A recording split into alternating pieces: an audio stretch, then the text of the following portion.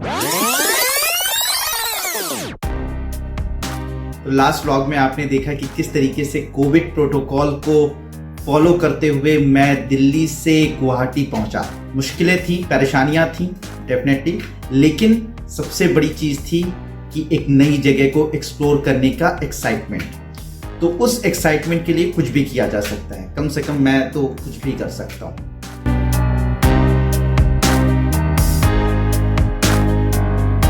तो आपको पता ही है कि हमारी जर्नी अरुणाचल प्रदेश यानी ईटानगर के लिए होने वाली थी। अब अरुणाचल प्रदेश ईटानगर जाने के मेरे पास 4 रास्ते। पहला मीडियम कि आप बस लें, लेकिन वो बहुत हेक्टिक है, 350 किलोमीटर, वो भी पहाड़ी रास्तों में, उबड़ खाबड़ रास्तों में, बहुत ही मुश्किल।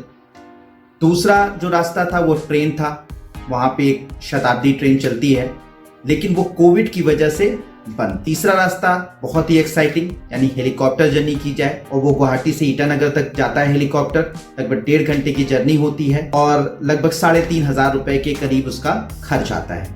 ठीक है, बहुत बेहतर, लेकिन उसका भी अपना एक समय है। और मैं पहुंचा था क्योंकि दोपहर में 2:30 बजे के बाद, और मुझे उसके बारे में बहुत आइडिया नहीं था कि उसकी टाइमिंग क्या है। फाइनली ये तीसरा रास्ता भी नहीं मैंने अपनाया। चौथा रास्ता महंगा था लेकिन कंफर्टेबल था, और क्योंकि रास्ते को मुझे एंजॉय करना था, वो था कैब। यानी आप जब गुवाहाटी से ईटानगर जाते हैं तो 1 साइडेड कैब चलती है। 1 साइडेड कैब आपको बुक कर सकते हैं। काफ़ी कॉस्टली है, 9,000 रुपीज़ के करीब इसका कॉस्ट लगता है, लेकिन ये है कि कंफर्टेबल जर्नी है और रास्ते का मज़ा भी लेना था, इसलिए मैंने कैब कर दी।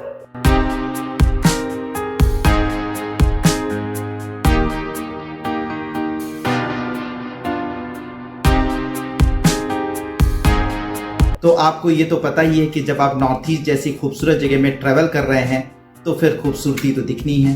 रास्ते में ब्रह्मपुत्रा नदी, बहुत ही खूबसूरत पहाड़, रास्ते में बहुत सारे गांव, बहुत सारी बाजार, मार्केट, लोकल मार्केट जो कि बहुत खूबसूरत थी। इन सब का रास्ते में मज़ा लेते हुए मैं आगे बढ़ा और फिर धीरे धीरे शाम हो गई।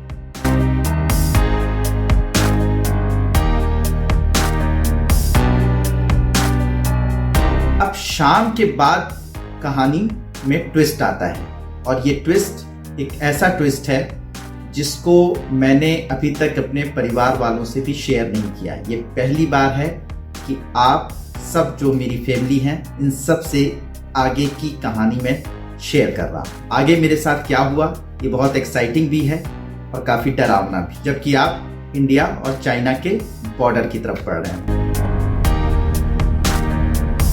अब मामला ये हुआ, रात बढ़ती जा रही थी और मेरा जो ड्राइवर था वो लगातार 2-3 दिनों से गाड़ियां चला रहा था, और लगातार गाड़ियां चला चला के बिल्कुल थक चुका था और उसे रास्ते में नींद आ रही थी। तो मैंने उससे 2-3 बार कहा भी कि वो रुक जाओ और तुम आराम करके रेस्ट करके चलो, क्योंकि उसकी गाड़ी में मुझे समझ में आ रहा था कि कुछ न कुछ वो रास्ते में गड़बड़ करने वाला है, या हो सकता है कुछ गड़बड़ हो जाए। अब मामला ये हुआ कि उसने थोड़ा सा रेस्ट भी किया, मैंने उसको 2-3 जगह रोका भी, सब कुछ ठीक था। हम लोग आगे बढ़ते गए और तकरीबन रात में 11, 11:30 बजे के बीच हम लोग अरुणाचल प्रदेश और असम के बॉर्डर पे पहुंचे।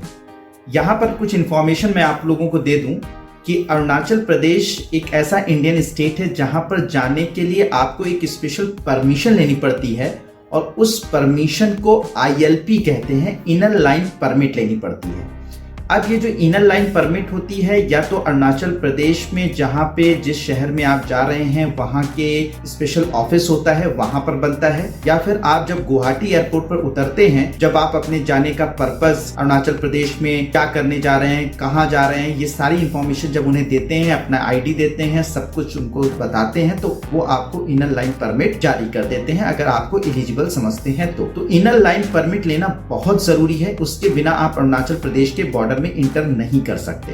तो क्योंकि मेरे पास इनर लाइन परमिट था, पहले से मौजूद था, क्योंकि मेरे फ्रेंड ने जिसके पास मैं जा रहा था उसने मुझे पहले ही बनवा के ये सारी चीजें भेज दी थी, तो इनर लाइन परमिट वहां पे मैंने शो किया, और फिर उसके बाद हम लोग अरुणाचल प्रदेश के अंदर इंटर करके फिर हम लोग जब आगे बढ़े तो आधे घंटे 45 मिनट के बाद तो मुझे ईटानगर साफ नजर आने लगा। वहां की लाइट्स, आबादी, ये सारी चीजें दिखाई देने लगी।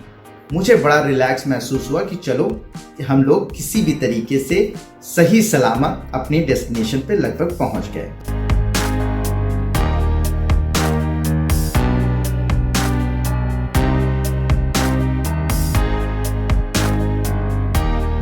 तो फाइनली मैं बहुत रिलैक्स हो चुका था, मोबाइल में कुछ देख रहा था और जैसे वीडियोस मैंने देखना स्टार्ट किया, बस मुश्किल से 10 से 15 सेकंड बीते होंगे, तभी एक जोर से झटका और जोर से आवाज और मैं समझ गया कुछ गड़बड़ हो चुका है। जब मैंने नजर ऊपर उठाई तो मैंने देखा कि 2 मोटरसाइकिल सवार मेरी गाड़ी के नीचे आ गए। लेकिन मैंने जब देखा तो दोनों मोटरसाइकिल सवार सही सलामत खड़े हो रहे थे, अपने पैरों पे सही सलामत खड़े हो रहे थे।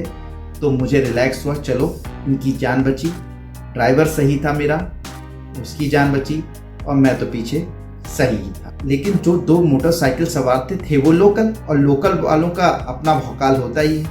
उन्होंने तुरंत ड्राइवर को, जो मेरा ड्राइवर था, उसको समझ लिया कि ये बाहर का है और उससे मारपीट स्टार्ट कर दी, उससे बहुत बदतमीजियां करने लगा।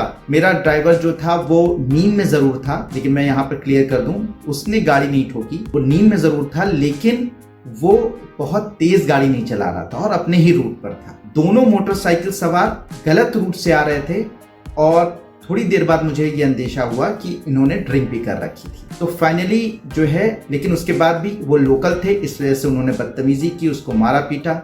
मैंने बचाने की कोशिश भी की और उसी की वजह से थोड़ा सा दोनों ठंडे हुए। लेकिन इसी के बीच में पुलिस आ गई, नया ट्विस्ट। अब जब पुलिस आ गई तो पुलिस को तो अपनी सारी कार्रवाई करनी थी। पुलिस ने सारी बातें पूछी, पहले ड्राइवर से पूछी, फिर उसके बाद उन मोटरसाइकिल सवारों से पूछी, फिर उसके बाद फाइनली मुझसे पूछी। मैंने सारी कहानी सच्चाई से बता दी कि इसमें मुझे जो गलती लग रही है वो मोटरसाइकिल सवारों की लग रही है। हाँ, वो लोकल हैं, इस वजह से शायद वो अपने एग्रेसिव हो रहे हैं और उन्होंने ड्राइवर को अब्यूज भी किया और मारा पीटा। अब मामला क्या हुआ कि पुलिस ने कहा कि अब मुझे कार्रवाई करनी पड़ेगी, और मुझे कार्रवाई इस वजह से करनी पड़ेगी क्योंकि ये जो दोनों मोटरसाइकिल सवार हैं ये उन्होंने ड्रिंक कर रखा है। उन्होंने कहा कि इन सबको हम पुलिस थाने ले जाएंगे। तो मैंने कहा सर मेरा क्या होगा? तो उन्होंने कहा कि आप क्या तो किसी को बुला लें जिन्होंने आपको यहाँ पर बुलाया है, या फिर आप भी पुलिस थाने चलिए, हम आपको घर छुड़वा देंगे। अब आप समझ रहे हैं ना कि मैं एक ऐसा इंसान जो पुलिस थाने शायद ही कभी गया हो, और दूसरा आप एक ऐसे स्टेट में हैं जो आपके लिए बिल्कुल नया है, आप वहां पर कुछ नहीं जानते हैं और आपका स्वागत वहां की पुलिस कर रही है। क्या हो रहा था मेरे साथ, ये बात मतलब समझ से परे थी। अब फाइनली क्या हुआ कि मेरे पास कोई और रास्ता नहीं था। मैंने फ़ोन मिलाया, अपने जो मेरे दोस्त थे जिनके पास मैं जा रहा था उनको फ़ोन मिलाया कि मैं ऐसा हमारे साथ हो गया। उन्होंने कहा वो तो काफ़ी दूर है, उनके पास गाड़ी नहीं थी, तो उन्होंने किसी तरीके से गाड़ी अरेंज की। फिर वहाँ पे मैं रुक के क्या करता, मैं भी पुलिस थाने गया। वहाँ पर मोटरसाइकिल सवार और साथ ही साथ हमारे ड्राइवर की सारी जांच हो रही थी, उनसे लिखा पढ़ी हो रही थी, क्या हुआ कैसे हुआ। मुझसे भी थोड़े बहुत सवाल पूछे गए कि आप बताइए सच में क्या हुआ। मैंने भी जो सच्चाई थी उससे बता दिया। फाइनली जो है मैंने अपने दोस्त को बुलाया हुआ था, मैंने कहा आप थाने आ जाओ, अब मुझे रिसीव करने कहीं और जाने की ज़रूरत नहीं है, थाने आने की ज़रूरत है। फाइनली जो है वो बेचारे रात में 2 बजे अपने किसी दोस्त को लेकर थाने पहुंचे और थाने पहुंचकर फिर उसके बाद मुझे रिसीव किया कर अपने घर पर लेकर आए। तो आप समझ रहे हैं कि एक इंडियन स्टेट जो कि इंडो चाइना बॉर्डर के पास में है, वहाँ की लैंग्वेज, वहाँ का कल्चर हर तरीके से डिफरेंट है, और वहाँ पर मैं पहुँचता हूँ पहली बार और मेरा स्वागत वहाँ की पुलिस ने किया।